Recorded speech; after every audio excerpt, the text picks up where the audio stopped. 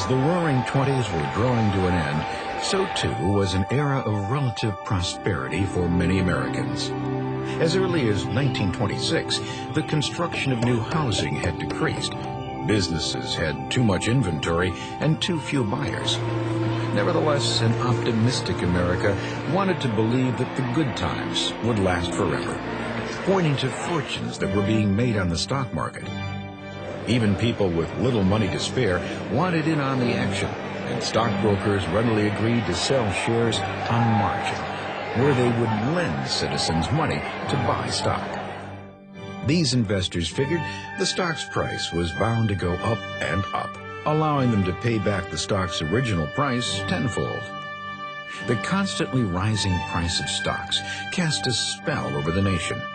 Noon-hour traffic stood still as people eagerly awaited news of their improved finances. Even distinguished Yale University economist Irving Fisher made a bold speculation. The nation is marching along a permanently high plateau of prosperity. But the simple fact was that the price paid for many stocks was unduly out of proportion to the actual profitability of the companies who issued them, creating the illusion of increased value. On October 29, 1929, reality finally caught up with the stock market, and what went up came crashing back down. Panicked investors sold 16 million shares in a single day, many for just pennies a share.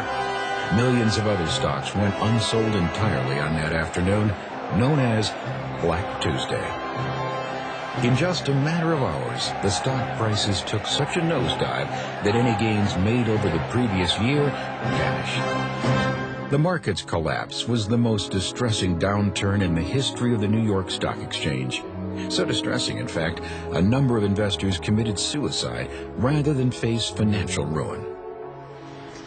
Black Tuesday may have signaled the start of the Great Depression, but the collapse of the stock market wasn't the only cause of the nation's financial woes.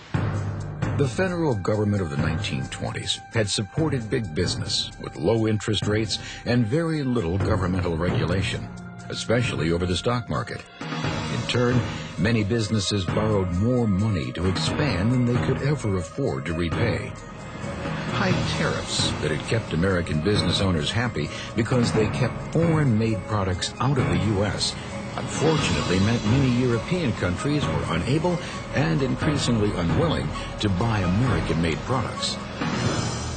For instance, Germany was barely able to pay the World War I reparations she owed, and high tariffs like the Hawley-Smoot Tariff Act, passed by Congress in 1930, only made matters worse. The tariff's goal was to protect American farmers and manufacturers, but it backfired. America found itself unable to sell her farm goods and manufactured products abroad. World trade in turn faltered as foreign countries imposed severe tariffs of their own in retaliation. Many key industries were struggling even before Black Tuesday. Throughout the boom times of the Roaring Twenties, agriculture had been in a tailspin. The textile, steel, automobile, and railroad industries were also beginning to feel the pinch. As the unemployment rate increased, most families bought even less. The gap between the handful of wealthy Americans and the rest of the population got even wider. Even though most Americans had not profited from the economic boom of the 1920s, they bought many exciting new products and services during this era of unrestricted credit, living well beyond their means. The banking industry, too, was hard hit. Some banks had invested heavily in the stock market and helplessly stood by as that money vaporized into thin air.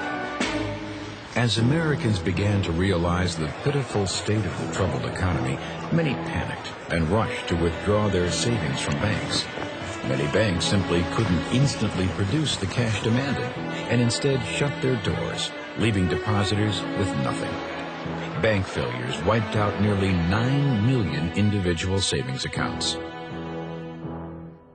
659 banks were closed in 1929, and by 1933, 1/4 of America's banks had failed.